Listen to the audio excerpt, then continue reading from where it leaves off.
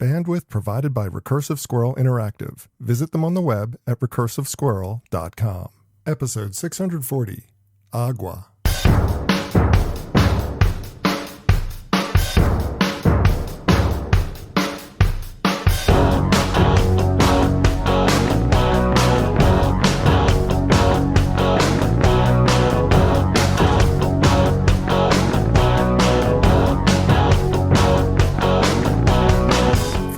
June 21st, 2021. It's time for this week's edition of the BeanCast, a weekly discussion about the news and issues facing marketers today. I'm your host, Bob Norton.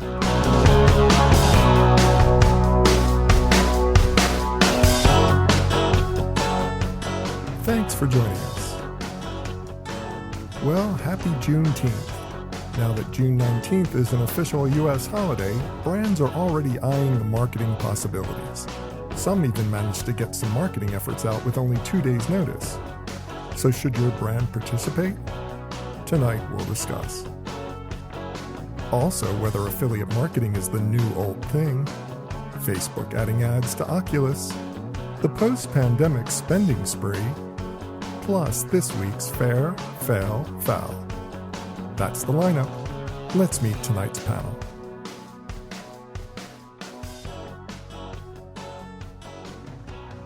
Thanks for joining us for this week's BeanCast. I'm Bob Norp, and with me on the panel for this evening, we start with the Senior Communications Leader at SME. The Senior Communications Leader at SME, author, speaker, Mr. Christopher Barger. Christopher, welcome to the program again. Thank you very much for having me, Bob. Great to be with you. Now, with him, we have the founder and president of the Idea Integration Company, keynote speaker, podcaster, and creative genius all around, Mr. Saul Colt. Hi, Saul. Hey, Bob. Thanks for having me. Oh, you're welcome. Well, let's kick it off and talk about, of course, Juneteenth. The U.S. has finally legislated June 19th, and I mean finally. It's taken forever to do this. More commonly known as Juneteenth, as a national holiday commemorating the day that the last remaining slave population was set free in America. And with less than 24 to 48 hours to respond, brands attempted to respond with some sort of acknowledgement to the new holiday, which brings up the conversation about what Juneteenth will look like for marketers in future years with more time to respond. Christopher, I don't want to belittle Juneteenth here, so let's just say on the outset that Juneteenth matters. It's important. I'm really glad it's a holiday. It's a day of celebration and reflection. It's really important for us as a nation, but we're marketers and we tend to do things that don't make sense for holidays. We have Memorial Day sales when we're supposed to be celebrating the death of soldiers. So what kind of holiday is this shaping up to be for Americans? I mean, do you see Juneteenth being just like Memorial Day eventually with all these marketing efforts surrounding it, or is it going to be something different? I really hope not. And my concern with whether it's marketing around Juneteenth or the holiday itself is that if we're not careful, it can end up taking the place of something more meaningful. Instead of doing something to address, protect voting rights or address injustices in the justice system, we gave everybody another day off. And a company, instead of actually talking about what kind of racial equity and diversity and inclusion is taking place in their company, now we've got content up on social media and we gave everybody the day off, or we're Google and we proclaimed a no meeting day. I don't want it to be trivialized like that because, to your point, Bob, it's a very important observance and not only a celebration but a reflection. So I am hopeful that as an industry, we don't turn it into just another sale, just another thing to throw some content up there and prove how diverse and how equitable we are. I really hope that companies pay attention to the meaning of the holiday, recognize that it's been a long time in coming, and take the opportunity to do something more than just issue a statement of support or have a sale or give the employees a day off. I saw that Publicis Group actually had some of its Black employee resource groups hosting an interactive lecture with a professor at the University of Texas talking about the significance of Juneteenth and the rise of the black creative within the industry. I thought that was a really smart way to handle things from a company perspective, because you're not just paying lip service to it, and you're not just talking about the holiday. At that point, you're talking about advancements of a population within the profession, and that to me is what we ought to be focusing on. It is as much reflection, to use your words, Bob, as it was celebration, and I hope that's what we do. You know, first of all, I hear you, and I sympathize with your sentiments. I think that I'm worried that it's going to become something that it shouldn't be. At the same time, we got to live in reality here. I mean, the Memorial Day example was not just an accident on my part. I mean, we're talking about a country that markets around the death of soldiers. You know, it's just like there's no rhyme or reason to it. Memorial Day has become the first day of summer. It's no longer an important day of reflection for most people about the sacrifices that soldiers gave. And Juneteenth has an equally celebratory mixed with honest reflection that Memorial Day has. And I just can't see it surviving without becoming a marketing bonanza at some point. And I'm wondering, is there a way to, if it's going to happen, and it's going to happen, we know it's going to happen, how do we do it correctly? I mean, Saul or Christopher, or do you guys want to weigh in on that thought? Sure, I'll go if you know, I don't want to bogart the conversation here, Saul. No, please. I think the danger that we've seen in the last year, and I think the danger that still exists around Juneteenth, is talk without walk. You know, and so to get to your point, Bob, because I do think you're right. As much as I don't want to see us turn this into just another holiday and just another excuse to have sales or give people the day off or whatever, it's going to turn into something like that. So the companies that get this right, and the way we can do this right, is to pair up the marketing effort with some sort of an education effort or some sort of actual effort or actual action behind. We're not just talking about it. We're not just putting up the red, green, and black and saying happy Juneteenth, isn't this a great day? We are doing something else for our employee base, for our customers. We're showing that this is more than just embracing a holiday. That doesn't mean that we can't market. That doesn't mean that we shouldn't have sales or have celebrations, because it is a celebratory observance. But I hope that we do it, and I believe that the companies that do it right will pair it up with some meaningful action, whether it is employee activity, whether it is donating like Amazon did to community groups, doing something beyond just the promotion. If you do that, I think you get it a little closer to right.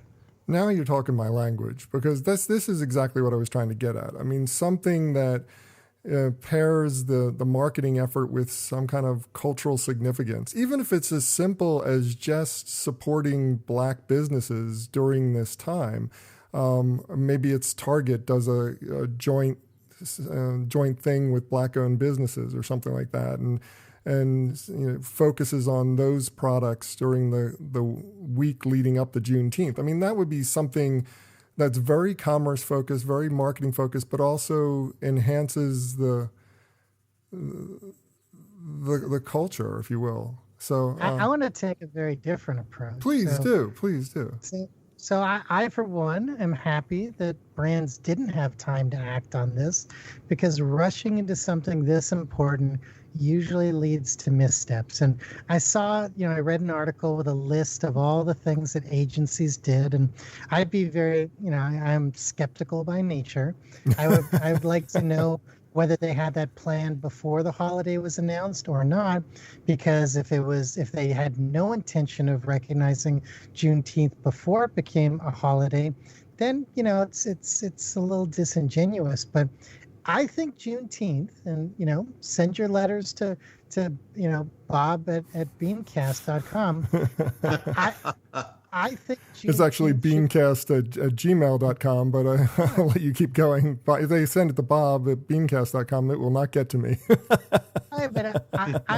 I want to see Juneteenth sort of celebrated the way Rosh Hashanah or Yom Kippur is celebrated in it's the holiest day in the Jewish calendar, and Jewish people get it as a holiday, but not everybody. And what I mean by that is, like, I kind of think if we are going to bastardize this and make it a sales day and things like that, let's make it that only people of Black heritage can actually take advantage of the discounts and the sales and stuff like that. Juneteenth, Bob, you said that it recognizes the day of the last day of slavery. Slavery was actually abolished 2 years before. No, I was very Juneteenth. Careful to say the last remaining slave population was set free. That was 2 years after the announcement. So it was 2 years after the announcement, but traveled. So why should everybody get to celebrate the financial side of Juneteenth? It should be really for the Black community and people of Black heritage, because and I'm going to tell you, I had a slew of meetings on Friday, and this kind of made me feel a little weird about it, because I was in a meeting where 3 people out of 5 didn't show up, and the 3 people that didn't show up were white people, and there was 1 person of color who made the meeting, and it just sort of shows that this is already off the rails. So very important day. I'm happy that it's a holiday, but let's actually keep it in the spirit of what it's meant to be. And I don't even want it to be a holiday for everybody, the Black community. Okay, you cut out there at the end, but I got your point. It's just like, the basic idea that it needs to be a Black-only holiday, doesn't that defeat the purpose? I mean, it's just like, I know marketing defeats the purpose as well, so I'm not trying to go there, but I mean, Well, but you talked about Memorial Day, and it's how many people who are 30 or younger, or 40 or younger, even know what Memorial Day is kind of about. It has been completely co-opted by brands and companies and about the holiday, and you even said it's the first day of summer and all these things. It's lost all of its meaning. So this is a brand new holiday, and it's something very important. I think the message should be tried to be preserved as long as possible, and that isn't going to happen if we hand it over to the brands so quickly. And yes, there's this year there was amazing education around it, but that's really because education is an easy thing to push out. We may see some really misstep campaigns next year, like everybody knows the mattress 9/11 stuff and things like that. Like, you're just going to see people who just aren't very savvy at nuance do some things that they'll wish they didn't do. So go ahead, Christopher. You go first, and then I'll ask. People who are not savvy at nuance, but and I'm including myself in this criticism. It's going to be, in a lot of cases, a bunch of white folks who don't know the history of the holiday, haven't felt what the holiday means, and it's not part of our culture, and yet we'll be the ones making decisions on what we should do or what our organizations should do, or what we should communicate, or how we should market for Juneteenth. So I think a key part of keeping the meaning and making things not go too far off the rails and not become tacky is to make sure that whether somebody is in marketing or communications or not, let's make a real effort and find it in ourselves to be inclusive of the people of color who are in our organizations, and say, so we don't do something stupid, can we please, tell us what would be appropriate? Please tell me, how not to gack this up, how to get it right. Because if you're not being inclusive of the communities whose culture is being celebrated and whose freedom is particularly being celebrated, then the potential for missteps just gets even that much higher. I'm going to throw even a new wrinkle into this. It'll be extremely interesting to see what companies do anything next year. And I don't mean internally, and I don't mean education. I mean campaign-wise, because if anything, that the last two elections have shown us is that America is a very divided country with people with 50% of the population with very strong opinions against opposite of the other 50%. I hate it when Canadians point out the truth. Yeah, but this may be too much of a hot button topic for a brand to touch unless it's a Coke or a Pepsi or like a real giant company, like a mid-sized company, probably, like they may be having the conversation not of what we do, but do we do anything, except, say thank you to our employees and give them the day off, because it may just be too delicate or too incendiary for some people in their impression to essentially risk their career or put their name on something. Yeah, I agree with you, Saul. I mean, my thought when I was listening to what Christopher was saying was that it sounds good. It sounds like a right move to get the input from people of color before you make an action as a brand. I think that's like the lowest common denominator. But the truth of Juneteenth is that it's trying to point out the fact of how far we still need to go. And it's more important for companies to take a 365-day approach to this and elevate people of color throughout their organization into roles of leadership. It's not a matter of seeking out that one black person in the corner and saying, hey, what do you think we should do this week, Sam? It's just like, it doesn't make any sense. It's more about elevating people and giving them the opportunities within organizations throughout the year so that you have representation at the boardroom table and you don't make mistakes like that. Well, I agree completely, Bob. And I guess that goes back to the original point of to do Juneteenth right, you need to be able to walk the walk. If it is a one-day thing, or if it is something that on June 1st, all of a sudden somebody goes, oh, shoot, and we haven't done anything yet, let's get Sam in the corner here and find out what we should do, then yeah, it's going to be token at best and insulting.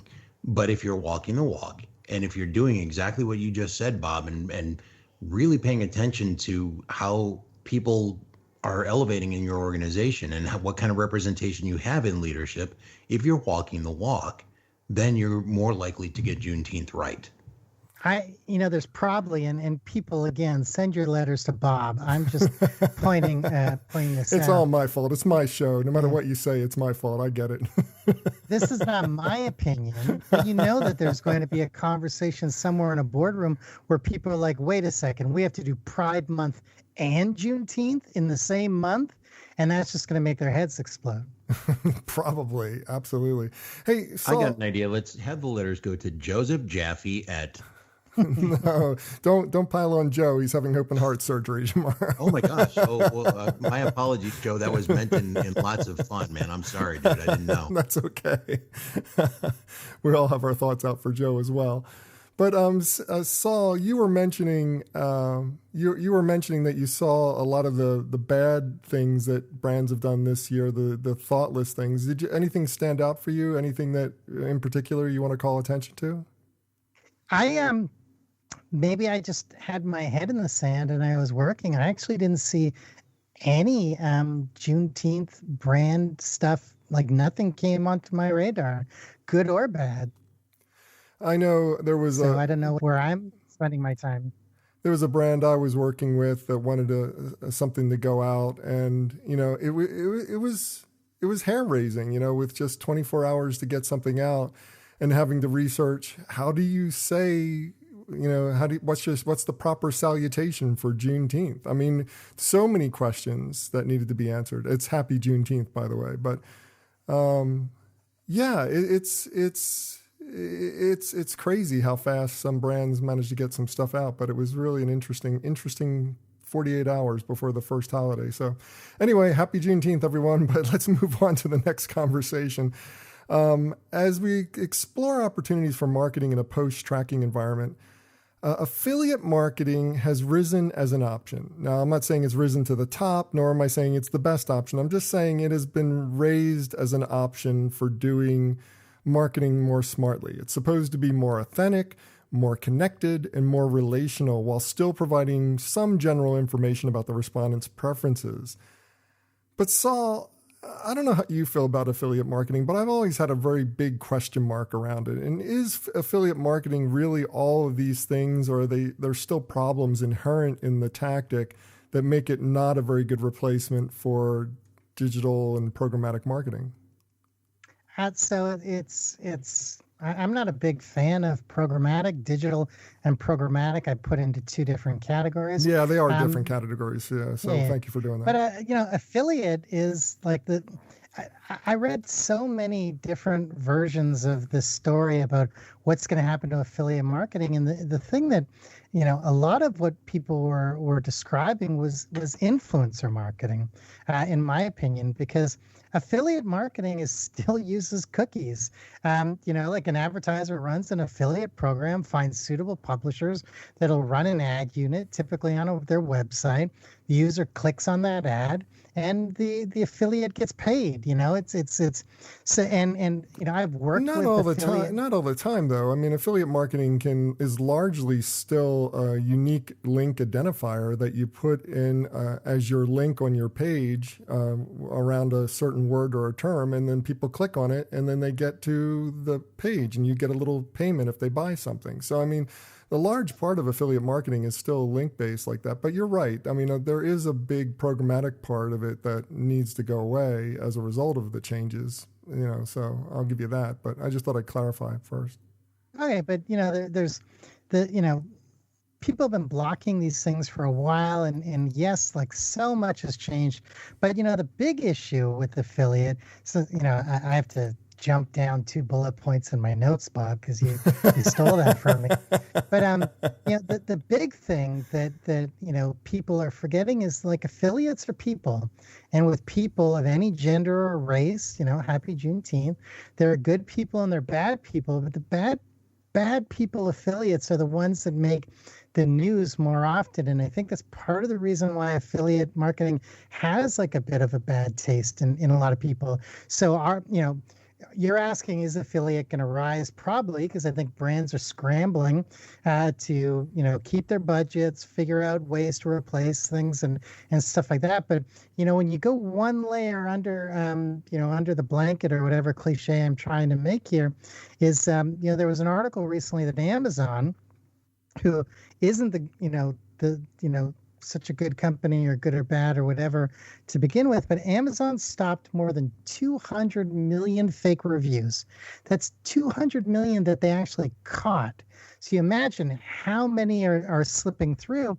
And Amazon was looking to pat themselves on the back, but they could shut this down in an afternoon by just making reviewing privileges only tied to a purchase. But the whole affiliate program, and like some of these affiliate, I went to an affiliate conference like about a decade ago, and oh my God, like, I'm not exaggerating when I said there was yachts and there was these crazy things, because there was so much money at that time in affiliate that these people will do anything to that's my impression. That's my impression. I'm sorry to interrupt you, but that's my impression of affiliate marketing. That is the thing that you always see when you think about affiliate marketing. It's that willingness to sell anything on your page just for the link and the click. And and I'm wondering, they say it's more authentic, and that somehow it's a more relational. It doesn't seem. It doesn't. Right. It does.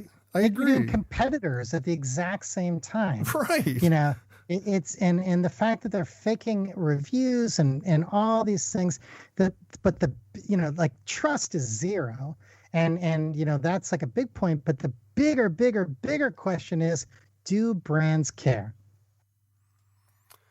I have no idea. I mean, it's just like affiliate marketing has always seemed to be kind of. And I hate the trash affiliate marketing entirely, because there are some good best practices to put in play to do affiliate marketing and make some money and do it in an authentic, reasonable way. But you're right. I mean, the reputation of the affiliate marketing space is such that I can't see it being anything but seeming like the worst, lowest form of advertising, because it's just like affiliate pages are the ones where you can't even scroll through on your phone without hitting a link by accident and suddenly being taken to another page because it's so filled with links everywhere. It's just a total mess. Christopher, I know you have not a lot to add on this, but I'm going to ask you anyway. This is not. I mean, what's your impression of affiliate marketing as a whole, and not as an expert, but more as an outsider? I mean, what is your impression of the industry, and are we being too harsh on it?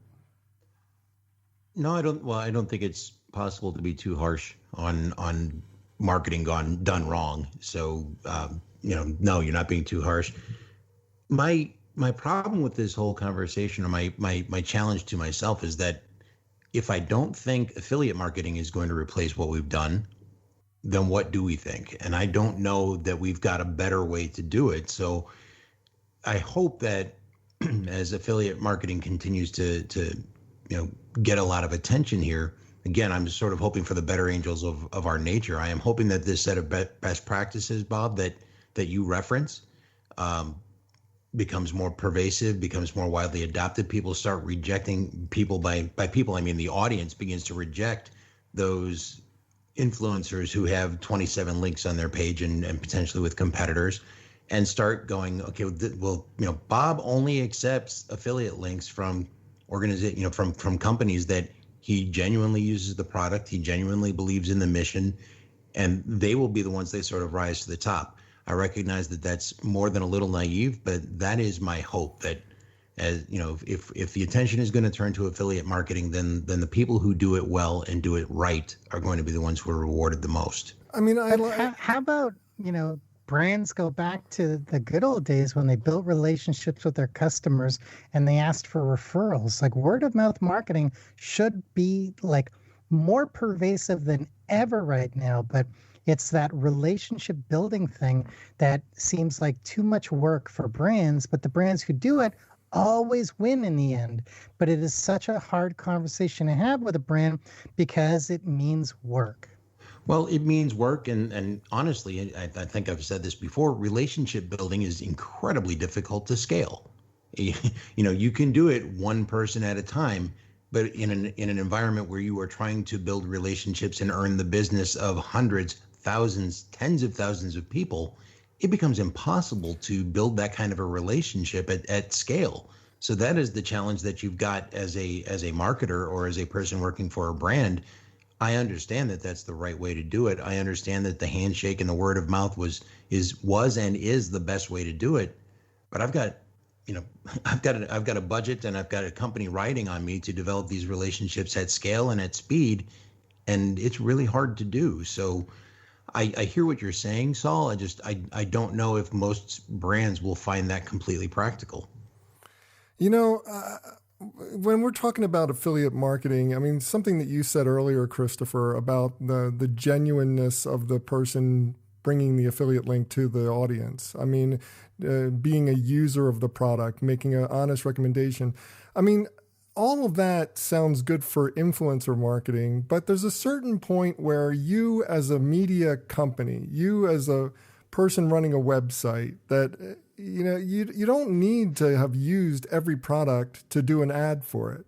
I mean, even if you're just doing an affiliate link, it's an ad, and it's okay for you to take ads for products that you don't necessarily use. Now, if you were to put two competing sponsors on the same page, that's just bad marketing practices. And if you put something on your page that you disagree with philosophically, that's bad marketing practices. You shouldn't do that. But, if I want to put, I don't know, if I want to run tampon ads on the BeanCast, I should be allowed to do it. I'm never going to use the tampon, but it's just like, I believe in them. I think they work. It's just like the women in my life have used them always. It doesn't seem like it's a problem. And I think that affiliate marketing, has a bad reputation, but I don't think it's as bad as all that. And I think that in the end, it can be something that's really quite useful for the media publisher as well, if they can have a wider breadth of opportunities to work with on their site. Something, Saul, that you mentioned the Amazon issue, shutting down bad reviews. that's a whole different area, than affiliate marketing. But I think that it's an important one to focus on. Amazon's review process is a kind of a test bed for where getting some kind of influence or recommendation or enthusiasm around your product has gone off the rails completely. And I've got a personal story in this, in that I was approached by one of these retailers who use Amazon to sell products, to get a product, to buy a product for, put my money down, buy a product, review it as an actual customer, and then they would send me money in compensation for the item that I purchased.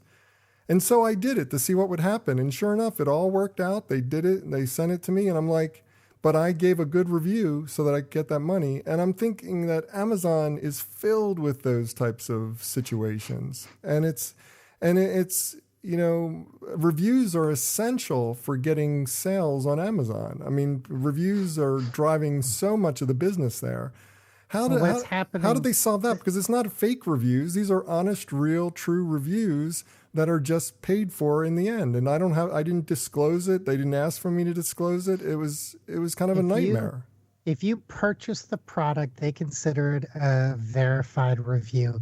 The stuff that they're taking down is, since they've opened it up to, being a marketplace, and I can sell anything from anywhere in the world, they're getting people to boost up like counterfeit items, knockoff items, things that are just really garbage or you shouldn't be spending your money on, things that are drop shipped and may take 90 days to even show up at your door. So all these fake reviews are burying the bad reviews. So when people say, oh, I thought I was getting something that was this quality and it's actually a piece of garbage, stay away, they'll bury that at the bottom of the list with 25 great reviews that all say something like, that guy who gave a bad review is crazy.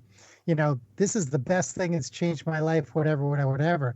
That's the stuff that they're blocking. But if you buy the product legitimately, whether somebody gave you their credit card or your credit card and paid you back, they don't lose any sleep over those reviews. Right. That for me, that's more problematic, because when you see them burying, bad reviews or, somehow, filling the caddy with all these fake reviews, that's a problem. But an even deeper, more insidious problem is what happened here with me. I mean, that's just like, I got compensated for this review, and I didn't mention that I got compensated for the review because I was never told to. And would you have gotten that compensation if your review had been lousy? That's the other question. I have no idea. Now, I mean, to be honest and fair, the products they sent were quite good. I was very happy with them. I still use them, and I think that they are exceptional products that I got for really cheap, and I got compensated. They're even cheaper. They're free. So, I mean, I didn't do anything wrong, except that I didn't tell people that it was a paid promotion. And that's the problem. I wasn't told to, so I didn't do it. Well, that's a whole other conversation because, almost, I'm making up numbers here, so don't quote me, but at least a third, in my opinion, or a quarter, in my opinion, of most testimonials and ads that are run by influencers, people are forgetting to put that hashtag ad. The thing that I've seen a lot lately is people, they don't list it as an ad, which you're supposed to do with the Federal Trade Commission under all circumstances, but they say something along the lines of, I saw somebody, it was a clothing brand. Instead of saying it was an ad, they put hashtag, and I can't remember the name of the brand, but it was the brand name PRT. And I was curious because I do this for a living. I did a little dig deeper, and that PRT, PART, is short form for partner, which is their way of almost saying this was a paid endorsement, but everyone can sort of, sleep at night thinking that they did half the work to let people know that it wasn't a paid thing. But it certainly looked like a completely earned, testimonial and review, but it really wasn't if you know what to look for. It's been a long time since I did, at least half a decade now since I was doing social and digital and influencer work specifically. But well, nothing's changed. weren't the Nothing has. weren't the FTC guidelines written that you can't switch out phrases into, you have to, at least if you're following the rules, say ad specifically? You're supposed to. The FTC guidelines have not changed. It's people's interpretation of them has. You get the lawyers involved and everything goes to hell, so you never know. Well, I want to move on. I want to talk next about Facebook because we always talk about Facebook, except for those brief shining moments where Facebook doesn't do anything terrible. But Facebook sparked dozens of stories, probably hundreds of stories this week after they announced that they will be offering ads in their Oculus platform content. My question, Saul, is it time for this sort of content, and will it be effective? I mean, it's just like, is this the right time to start introducing ads into VR? What's your thoughts on that? So I stay away from this stuff like the plague, and I'll get to that in a second. Why? Stay away from AR, you mean? Well, from VR, not AR. Oh, VR. Sorry, yeah. The goggles and stuff. Ads are just another way for Facebook to know more about you, and by adding this, by adding this to Oculus, they will have a completely new level on the amount of data that they are collecting, and this is the number one reason why I would never purchase one. They're already capturing precise hand motion, pictures of your surroundings, like the inside of your house, through tracking cameras and microphone audio, which is sort of the same as, the home units and Google Home and stuff like that. But they're using it for Facebook's voice command system. But the thing that really caught me, and I know I'm kind of going on a tangent, but I'll get back to where we're going. The future headsets, I read an article, are going to include even more intimate features like eye tracking, which would offer incredibly precise metrics on what captures your attention in VR, as well as many, many other things. So when you say, is this the right time for ads or things like that, and I know I'm like the guy who dreams of driving an 80s car with no computer and drinking Dr. Pepper in my bomb shelter. But when we already talk about Facebook and Google knowing everything about us, and, Apple taking these stances against privacy, it's literally like one door closes and four more doors open. Similar to what we talked about with the affiliate. It's like, oh, they shut down this. How do we replace this? How do we make this bigger, better, hit scale and stuff like that? If you're willing to go all in and give up everything to Facebook, then yeah, ads are great. And, maybe you'll buy some more stuff, and, maybe it's going to end up like YouTube, where it's an annoyance and a complaining thing and you pay for it. But like deep down inside, this, I don't think has anything to do with ads. This is way bigger thing that I really only saw mentioned in one of the articles. So you think it's more about data collection is what you're saying? It's always about data collection. Yeah. So I mean, which in turn become about ads. Tell me how I mention, I make a joke about diapers, and then I'm getting diaper ads. Like it's like there's so much going on that even smart people like us who listen to the show, I don't think even understand how it all works, because it's always changing and always evolving. Christopher, I'd love for you to weigh in on this and, maybe take it from this standpoint. I mean, my thought is that this is really more about proving the concept in VR to get to the real cash cow, which is AR, that augmented reality as opposed to virtual reality. Because, virtual reality is such a niche market. No matter how they want to spin it, no matter how they want to say that it's the next big thing, virtual reality for some is just not doable. I mean, I can't use anything with handsets, because I'm missing fingers. I can't work the controller, so I'm already out, and I get motion sick when I have too much motion in the headset. So I mean, there's always going to be a part of the population that's locked out of the opportunity to work with VR. But AR is so massively important for us going forward, because I mean, I've said for years, Google Glass, if they had done it right, or at least not bowed to the pressure of privacy advocates so much in this one, but just the ability to walk into a party and have all the relevant information pop up around people's heads, so that I know, oh, I met him last July at this party and we talked about this, because I have all that information stored somewhere. I mean, that kind of thing would be super useful and super popular, and it makes the environment that much more of fertile ground for doing advertising, for doing tracking. And I'm wondering how much of this is just proof of concept of what they're planning for AR as opposed to a real VR experience with ads. Or do you think they haven't gone that far and they're just focused entirely on ads in the VR environment? I think it's a little of both. I don't think they're quite as sophisticated as you're maybe giving them credit for, as far as thinking down the line and applications. This isn't really about VR. This is about AR. They are still thinking about VR as well. But I do think that some of this is proving the concept and trying to generate interest. I have less of a problem with the presence of advertising or marketing within a VR experience or an AR experience, as long as it's done the right way. If it is an interruptive thing where I'm having my VR or AR experience and now it has to stop for 5 seconds because here's this ad that's popping up, then it's going to be intrusive. It's going to be something that people react negatively to, and it will not have the effect of proving the concept or proving the technology or making people more interested in adopting it.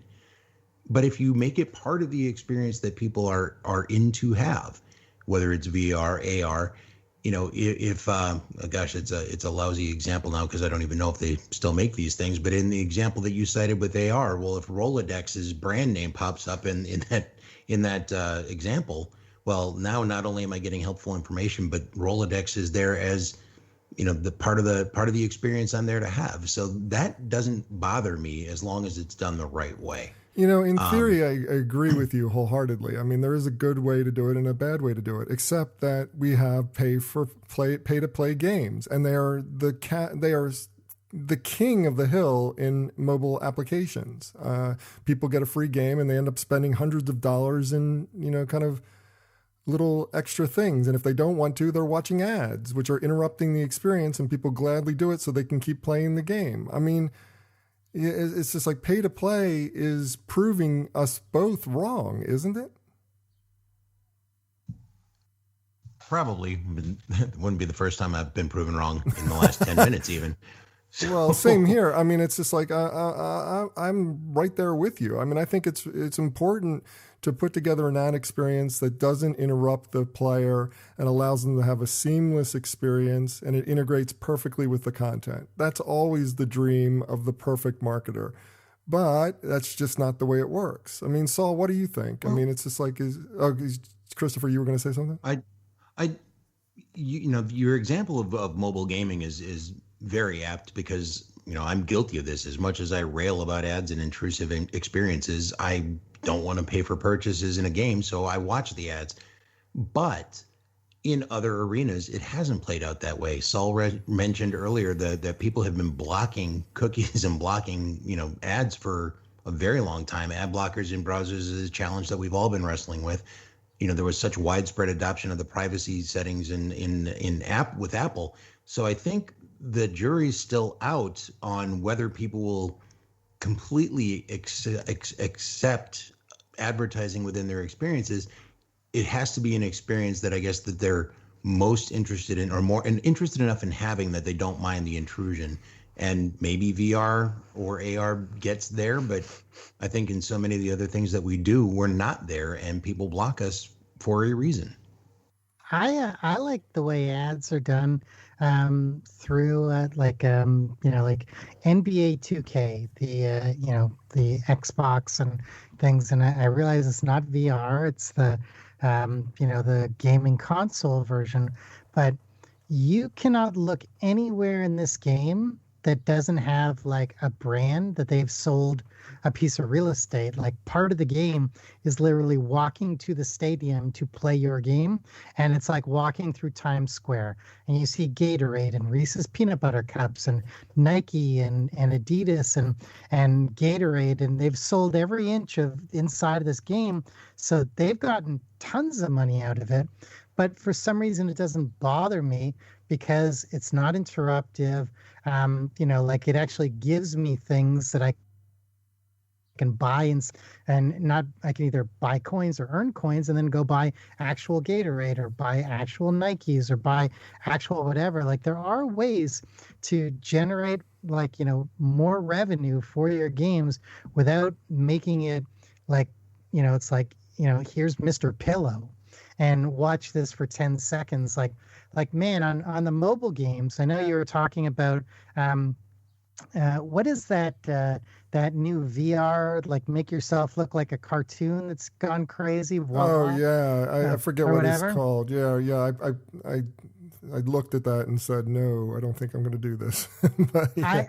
I did one picture on it, and it made me watch like 25 seconds of another mobile game trying to get me to download it, or I could pay, I don't know, I think it was $20 or $30 to basically pay for an app I'll use 6 times and probably remove it off my phone. It is such a broken experience to like say pay me for this, or I'm slowing it down, or you have to like be like really taken out of the experience. So again, I'm kind of not the audience for VR, but if they can make it seamless the way it is in NBA 2K, I literally like it doesn't bother me at all. It's only when it's like YouTube, where it's like it's all the ads always come at the wrong time, and they're always annoying. So, and you're just gonna click on it in 5 seconds anyways. Well, we were running out of time, so I want to move to this last topic real briefly. We've reached the moment many have predicted, the great post-pandemic spending spree. And my question to you both, and I'll go to you first, Christopher, do you believe this will still be the case? And will the ad business ride this wave as well, with lots of ad spending and lots of opportunity to create new ad experiences? What do you think? I absolutely believe the ad industry is going to ride the wave. I think it will absolutely happen. There is such pent-up demand. You were seeing it even before the pandemic was easing and restrictions were easing. People they want to travel, they want to get out, they don't want the mask. There's just this pent-up demand to go be us again.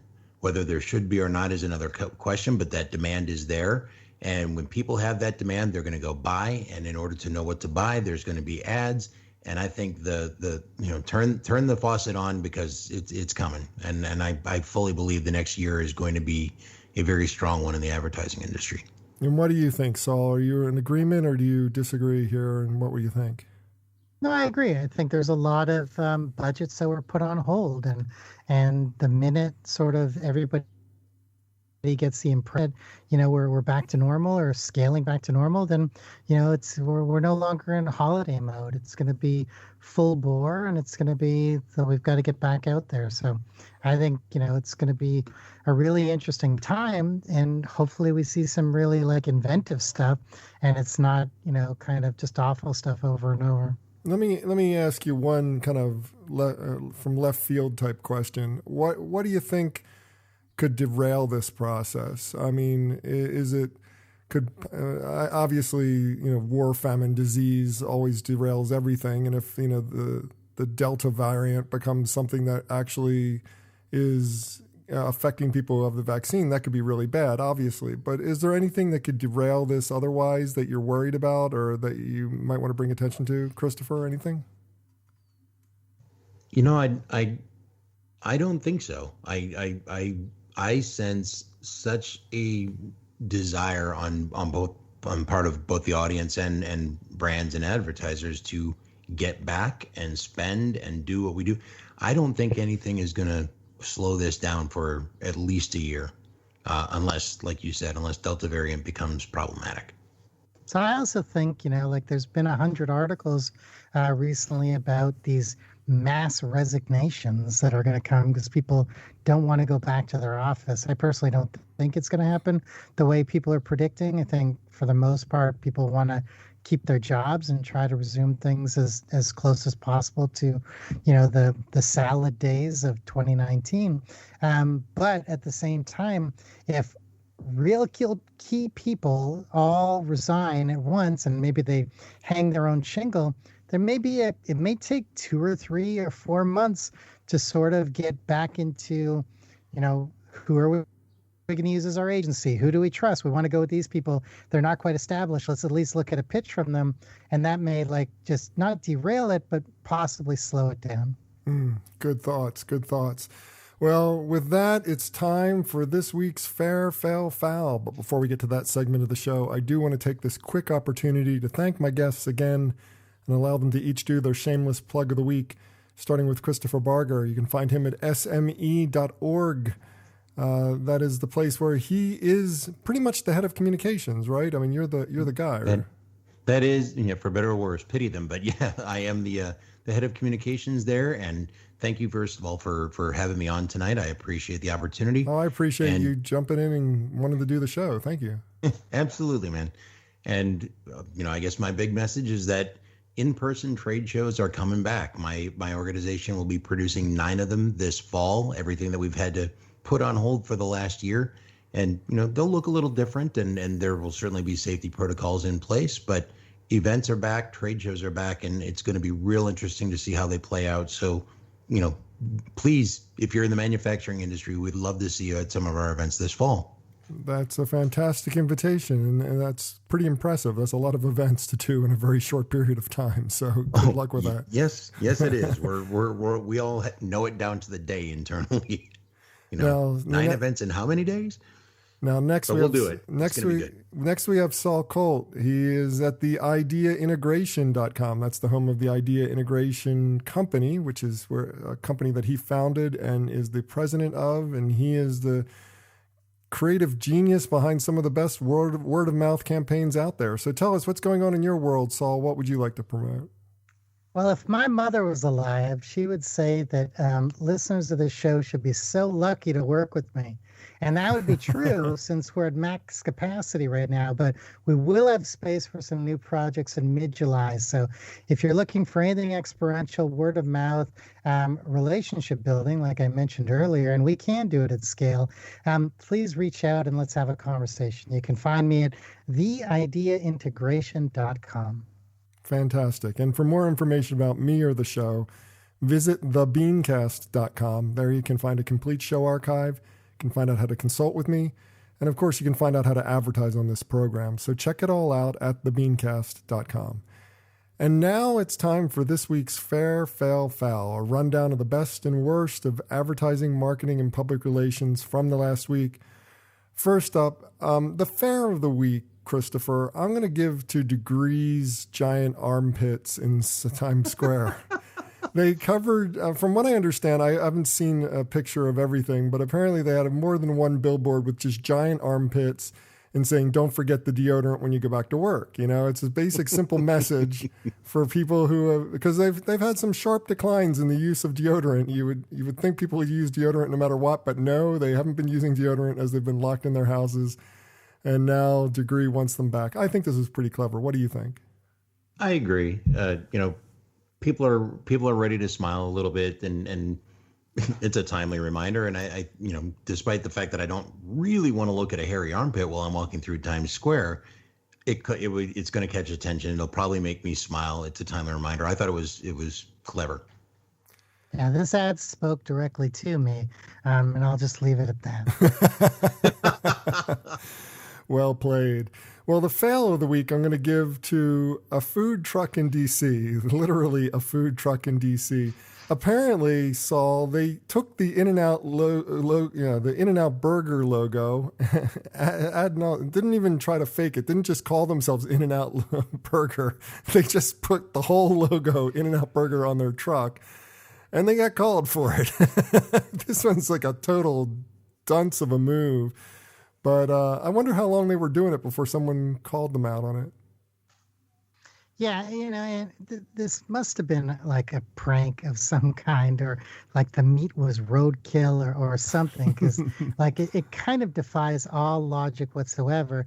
And I say that as someone who regularly goes to a convenience store next to my house that uses the exact same logo for 7-Eleven, but it's 9/11, and they've been doing it for like 20 years. Oh, So man. so they didn't even change it when like September 11th happened.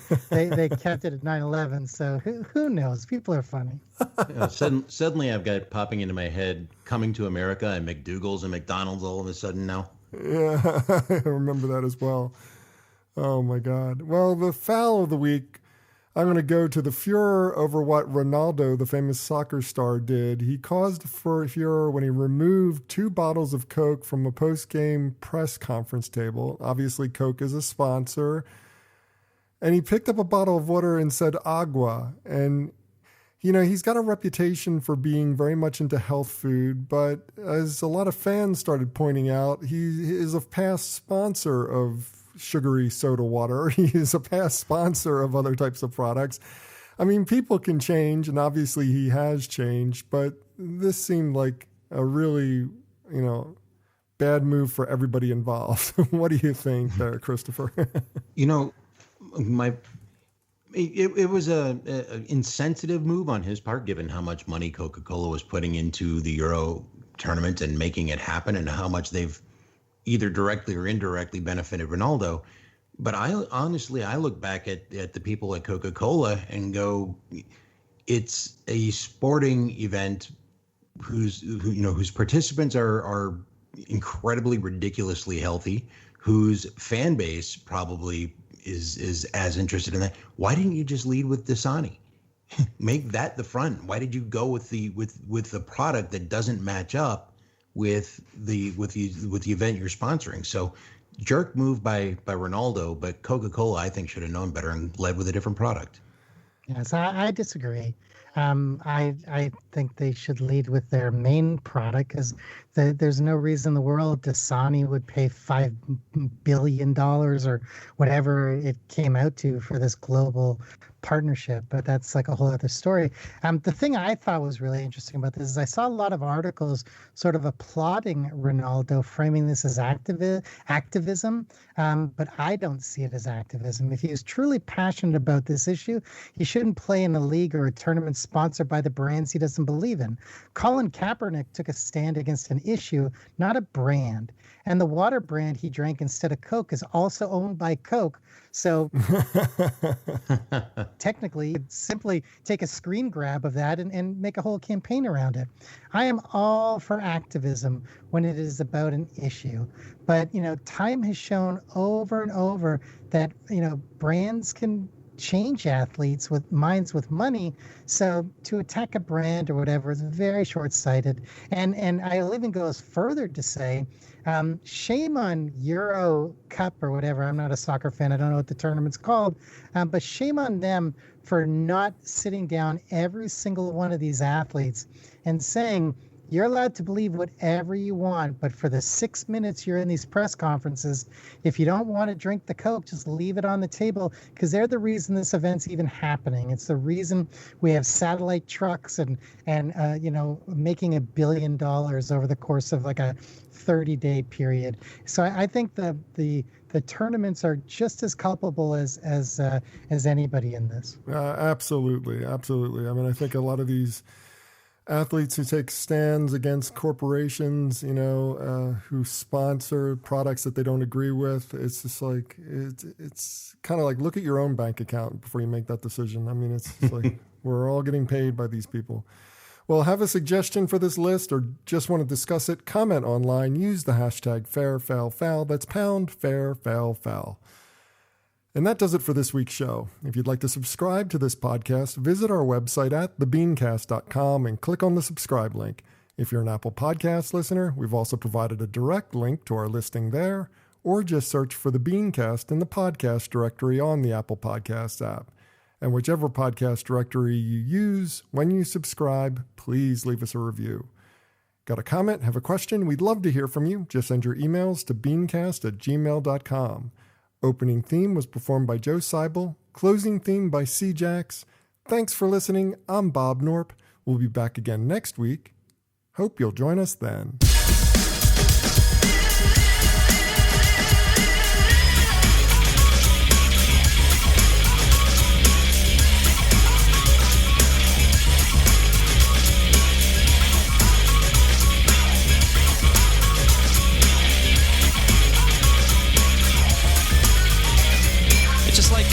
It's like, you know what I mean? It's like if it's, you know what I mean? I don't know, man. Just like, it's like, you know what I mean? Like, it's like totally like that. It's like, I don't know, like if it's, you know, it's like, you know what I mean? Yeah, it's just like kind of, it just seems like it's just like almost exactly.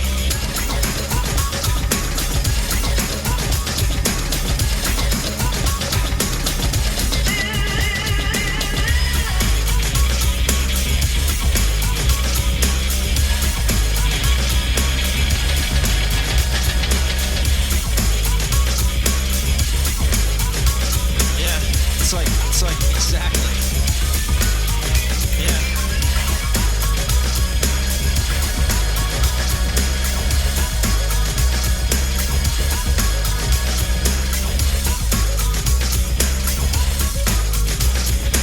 You know what I mean? Exactly.